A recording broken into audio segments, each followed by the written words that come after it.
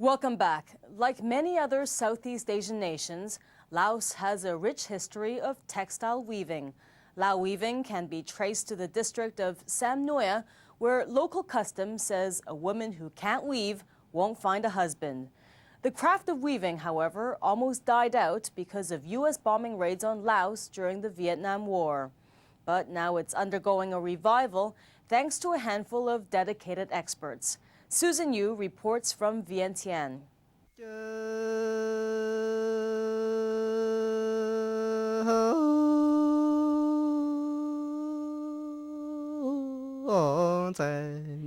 It's the very fabric of Lao culture and society. The Lao women who don't know how to weave cannot get married. And it's traditionally passed on from generation to generation. We have the mothers who might be twisting or plying the silk, and the daughters weaving. From the capital Vientianne to remote villages throughout the country, silk and cotton weaving is an integral part of everyday life. But in a country where everyday life can be a struggle, the meticulous and labor-intensive practice has faltered. Experienced weavers take a day to produce 9 yards of unpatterned fabric. On the other hand, traditional Lao textiles with complex designs can take up to 6 months to produce. And in some cases, weavers can spend a whole day producing just 1 inch of material.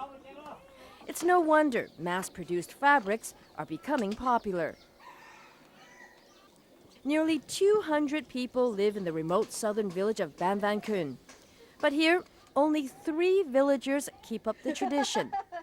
No is one of them. She learned to set up a loom and weave when she was 14 years old. No is working on a piece that she'll try to sell at the village market for 30,000 kip, or just over $3. That will enable her to buy enough rice to last her family a month. No explains that her silk textiles are not just a source of income, but also immense pride. She's teaching her sister Buntan the skills that she hopes will provide the youngster and the ancient tradition security. And after marriage, they have to prepare the goods or the products for their husband to go trading. So it's an income for the family. Kongthong Saisanith's goal is to revive traditional silk weaving in rural villages. In 1993, she and her sister opened the Phaeng Mai Gallery in Vientianne. It's an unconventional training center. Rural villagers come to learn the skills their mothers and grandmothers were unable to teach them when their lives were disrupted by the Indochina War. So every year, 36 rural villagers make their way to this center, where they learn a valuable education and roughly $60 a month producing silk textiles. We have the agreement between the one who come to learn how to weave here, that when they come to the village, their own village, they have to train other people in the village. 1 year, 20 to 30 people in the village. Toy graduated from the program 5 years ago. She decided to stay to teach her fellow Lao and others. I'm hopeful for my future and my family's because I can make a living. I'm very proud of my ability to reach both the Lao people and foreigners. Every year, 36 Japanese students train for a week. Kongthong shows us how the center exposes the students to every facet of the silk industry. This is mulberry leaves to feed the silkworm. This is the house of the silkworm. When it starts spinning, without this, the silkworm cannot spin. When they training here and they have the strong winds and they can fly on the sky. At that, our hope about our students. At Vientianne's morning market, silk textiles abound. They're sold to natives and a handful of tourists. The price? Anywhere from 15 to 100 US dollars. Laos was once the largest exporter of silk, but that all changed in the 1970s when the Indochina War broke out. 30 years on, the industry is slowly getting back on its feet with the help of foreign expertise. An hour from Vientianne takes us to a one-of-a-kind government joint venture. Last year, the Japanese government gave 74,000 US dollars in aid to help Laos build a research center on silk farming. Kazuhiro Yamakawa is an expert on sericulture.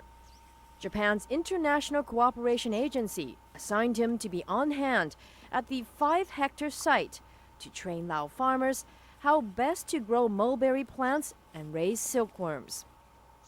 For the Lao government, it's a project that has so far paid off.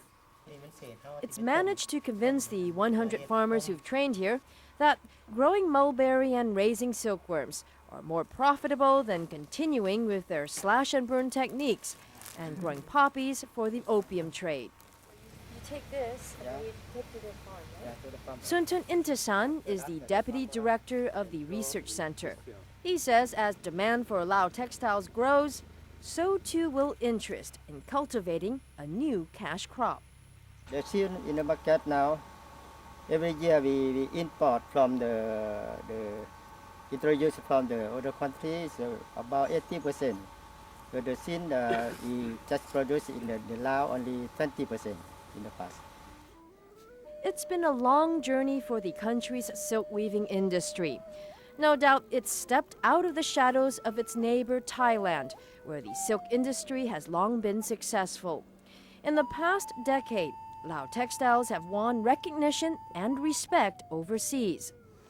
In a colonial mansion in the heart of the capital lies the company called Lao Textiles. This particular piece is a replica of an old Lao piece, and it's a traditional motif that was used in ceremonial pieces. Carol Cassidy started Lao Textiles in 1990 with a handful of weavers. It became the first fully foreign-owned enterprise in the communist country. Cassidy's goal was to preserve and publicize to outsiders the country's rich silk weaving heritage and bringing it into the 21st century. Today, she works with more than 200 silk farmers in northern Laos and has an army of 48 weavers. Her company produces complicated traditional and modern textiles for the foreign market, namely museums and private collectors. The textiles are sold for hundreds to thousands of US dollars. Indeed, there are profits to be made. But Cassidy says a big part of it is about turning a traditional skill into a profession. From the business side, of course, that we have this extended family situation with our employees. We have reasonable salaries, good salaries by local standards. We have health benefits for everyone, so they have a sense of security. We have a pension scheme, so they know when they do leave that they'll be taken care of. Back in Ban Van Khun village, No proudly shows us one of her textiles.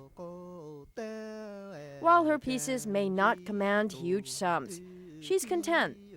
They're enough to put food on the table.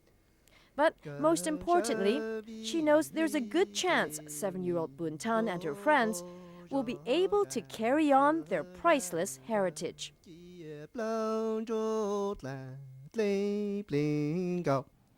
Susan Yu on the artistry of Lao weaving. And that's all we have time for on Focus Asia this week.